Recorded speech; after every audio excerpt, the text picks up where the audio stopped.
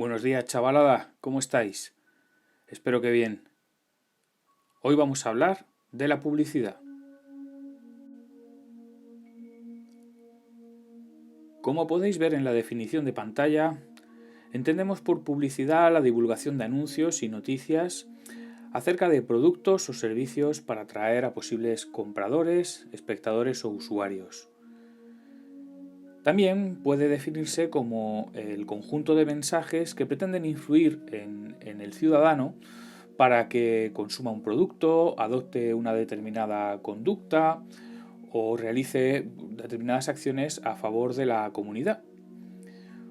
La intención de esta clase de mensajes es, por lo tanto, siempre persuasiva, en la medida en que pretende influir sobre la conducta del receptor. Además, la publicidad posee una gran influencia social, dada su capacidad de promocionar valores asociándolos al consumo de determinados productos o servicios. Así, por ejemplo, como en el caso de la imagen que os he puesto en pantalla, parece que se nos ofrece una idea muy específica de lo que debe ser una mujer o un varón, lo que se llama feminidad normativa o masculinidad normativa, y que, de alguna manera sugiere que por el mero hecho de consumir este producto parece que vayamos a tener un cuerpo de similares características a las que ofrecen los modelos que tenemos en pantalla. La publicidad puede clasificarse en dos grandes grupos según su finalidad. Por una parte, la publicidad comercial, orientada al consumo, que pretende que el receptor adquiera un determinado producto o contrate un servicio. Y por otra parte, la propaganda, que tiene como objetivo orientar el comportamiento de los ciudadanos según pautas establecidas por un partido político, con entera independencia de cuál sea su signo, puesto que lo que pretenden es recibir el apoyo de los ciudadanos. Desde el punto de vista de los objetivos, la publicidad puede clasificarse en 7 tipos diferentes, en los que tampoco necesitamos profundizar en exceso. Solamente quiero que os suenen. Por un lado, la publicidad de marca, que es lo que cualquiera de nosotros entendemos cuando pensamos en un anuncio. La detallista o local, que está orientada a que nos acerquemos a comercios próximos a nosotros. La de respuesta directa, que es la que se hace mediante atención telefónica, esa tan molesta que recibimos en casa cuando nadie lo ha pedido. La publicidad de negocio a negocio, orientada a establecer relaciones entre empresas. Luego, la publicidad institucional o corporativa, orientada a generar una imagen de marca de una determinada institución. La publicidad sin fines de lucro, de ONGs, por ejemplo, de organizaciones no gubernamentales, y que por lo tanto pues no pretenden obtener ningún beneficio económico de ella. Y por último, la publicidad de servicio público, como por ejemplo los anuncios que estamos viendo ahora diariamente, orientados a que nos quedemos en casa, que nos lavemos las manos y mantengamos las medidas de higiene necesarias para evitar la curva de crecimiento del coronavirus, por ejemplo. En la publicidad podemos distinguir, exactamente igual que en otros medios, los distintos elementos típicos del esquema de la comunicación, como vamos a analizar ahora. El emisor es colectivo y comprende en él dos grupos totalmente diferentes. Por un lado, la empresa o la organización no gubernamental que contrata los servicios de la empresa publicitaria, y la empresa publicitaria, la agencia, que diseña el anuncio para ese otro colectivo que hemos mencionado antes. Por otro lado, el receptor son todas las personas a las que se dirige el anuncio. Aunque puede ser entendido por mucha gente, se confecciona para un público muy específico, lo que se llama población diana. El mensaje es el anuncio publicitario propiamente dicho, que tiene un lenguaje mixto, como vamos a ver a continuación, y que mezcla el lenguaje icónico, musical, etc., dependiendo de cuál sea el canal en el que vaya a distribuirse dicho anuncio. Los canales más habituales son los distintos medios de comunicación de masas. Normalmente en los medios visuales se emplean signos lingüísticos e imágenes. En la radio predomina, claro está, la palabra hablada, la música y los efectos sonoros, y en los audiovisuales se combinan imágenes en movimiento con distintos tipos de signos sonoros. Decimos que la publicidad emplea código mixto porque combina elementos verbales y no verbales. Los elementos verbales son, por ejemplo, el eslogan, esa frase breve, fácil de recordar, que se utiliza para destacar algún rasgo del producto. Además, los anuncios que van impresos suelen ir acompañados de signos paralingüísticos, pues logotipos, colores, etc. Y con respecto a los elementos no verbales, los anuncios se componen de signos icónicos, pues imágenes estáticas o en movimiento, etc., y signos sonoros, música o efectos sonoros, cuando van dirigidos pues, a un anuncio de radio o televisión. Con respecto a los elementos no verbales que pueden acompañar a los signos icónicos, recordar que se pueden agrupar en tres grandes grupos: por un lado los paralingüísticos, luego los cinésicos y por último los proxémicos, siendo los primeros aquellos que se refieren a la intensidad de la voz, de la velocidad a la que se emiten los mensajes, variantes de entonación y duración silábica, y otros elementos que pueden acompañar a la transmisión de un mensaje y que pueden actuar por sí solos, como por ejemplo son la risa, el llanto, un bostezo, etc. Luego, por otra parte, están los gestos, que son eminentemente visuales y que se refieren a todas las maneras y posturas corporales que tienen algún valor comunicativo, ya sea porque sirven para subrayar y enfatizar un mensaje o pues para darnos una idea de cuál es la emoción del emisor. Y por último, las relaciones proxémicas se refieren a la relación de los sujetos en el espacio y el uso significativo que hacen los individuos de él. El valor comunicativo de esta clase de elementos derivan generalmente del grado de contacto físico o de la distancia que mantienen los interlocutores cuando están emitiendo los mensajes. El lenguaje publicitario emplea muy diversos recursos dependiendo del nivel lingüístico.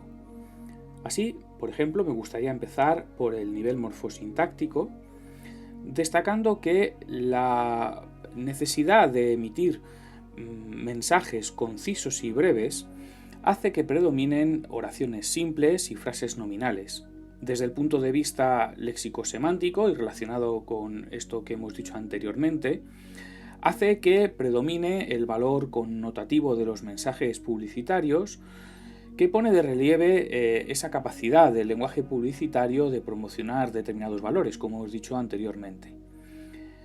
Asimismo, también abundan las creaciones léxicas y fraseológicas, es decir, el hecho de que se acuñan tanto palabras nuevas como expresiones nuevas para darle un plus de valor al producto o el servicio que se desea vender.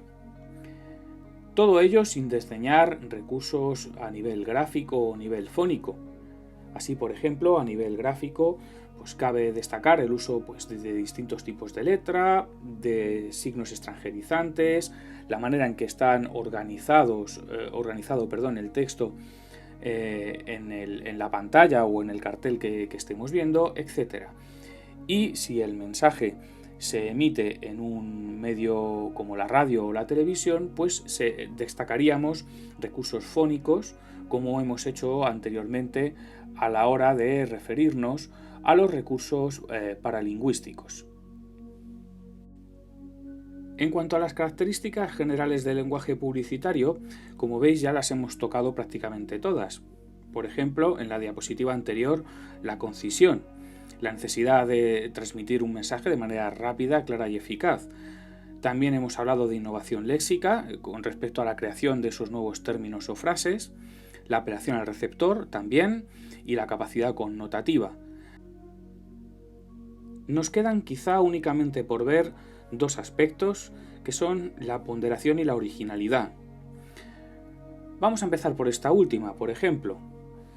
que se refiere a el uso de recursos expresivos propios del lenguaje literario, como rimas, repeticiones, aliteraciones, comparaciones, metáforas, antítesis, juegos de palabras, etc.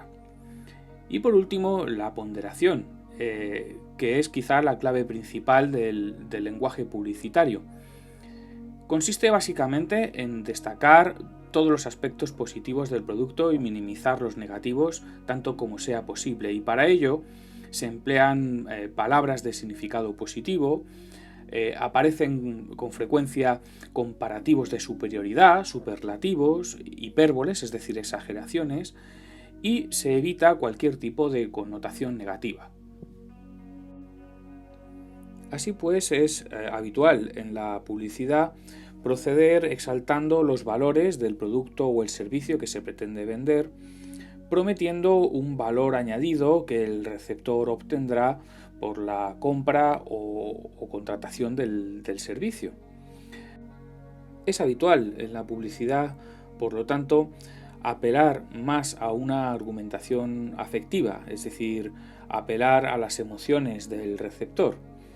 Se apoya para ello en sentimientos básicos del ser humano y abundan en ellos los tópicos. Y también, como hemos visto en diapositivas anteriores, existe una clara manipulación del código lingüístico para conseguir todos estos procedimientos. En un anuncio publicitario pueden distinguirse todos estos elementos, 5, como veis en pantalla. En primer lugar, elementos informativos, puesto que tienen que transmitirnos información con respecto a las características técnicas del producto, ventajas que pueda tener, etc. Por otro lado, la marca, el nombre comercial que tenga, que puede ser inventado o creado por un publicista a fin de que los consumidores, los receptores finales del mensaje publicitario, lo identifiquen con facilidad. Casi siempre las marcas tienen asociado un logo, que es la imagen de la marca. Suelen tener también un eslogan, una frase publicitaria con gancho, memorable, fácil de recordar, que asocia la adquisición del producto o la contratación del servicio con algún valor positivo. Para ello emplean elementos persuasivos, ya sean términos o imágenes con un valor connotativo, destinados a subrayar los valores positivos asociados a la marca. Ahora, para aplicar lo que acabamos de aprender, vamos a ver 4 ejemplos.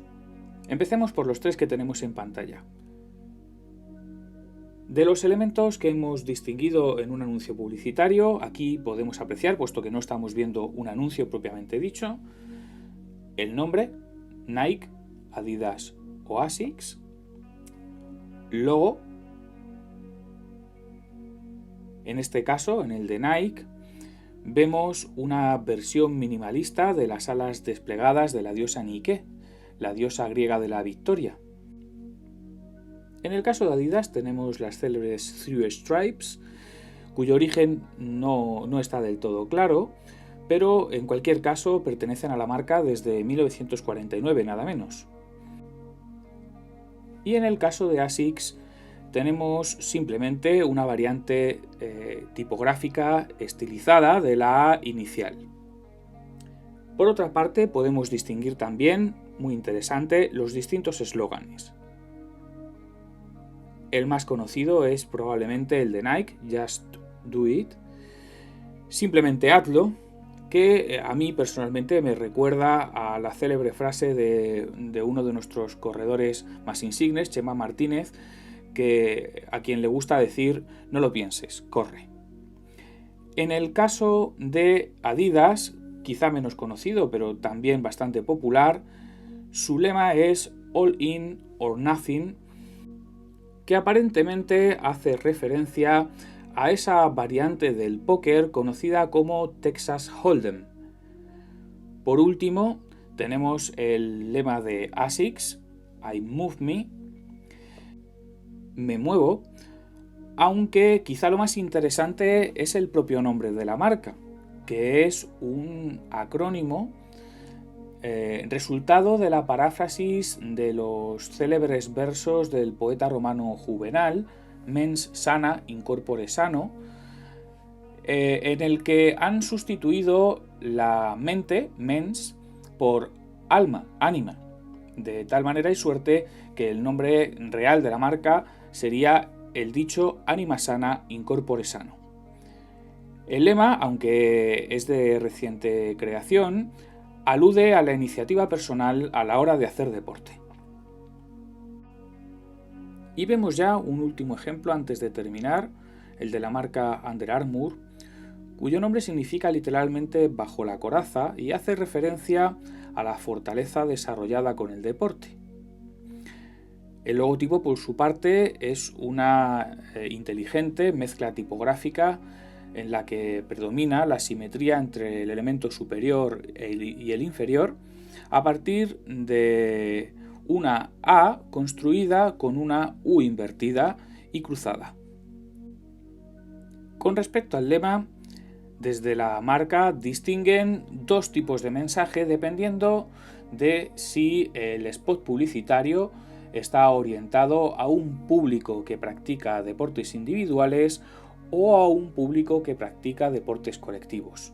En el primer caso, el lema es I will, podré, y en el segundo caso, el lema es we will, podremos. En ambos casos, sea como sea, el lema viene a subrayar la determinación que se consigue con el entrenamiento. Para finalizar, os recomiendo vivamente que veáis uno de los más célebres spots publicitarios de la marca, protagonizado por Michael Phelps, que como seguramente ya sabréis todos, es el deportista olímpico más laureado de todos los tiempos, con un total de 28 medallas en su haber. El deportista norteamericano encarna en este anuncio los auténticos valores del deporte y los publicistas cerraron el anuncio, como vais a ver a continuación, si pincháis en el enlace que os dejo en la descripción, una interesantísima reflexión moralizante. Lo que haces en la oscuridad es lo que te pone bajo las luces. Además, lo acompañaron de la etiqueta del hashtag Rule Yourself, gobiérnate a ti mismo, es decir, sé dueño de ti mismo. Muchas gracias por vuestra atención. Nos vemos en clase o en la red. Lo que pase antes.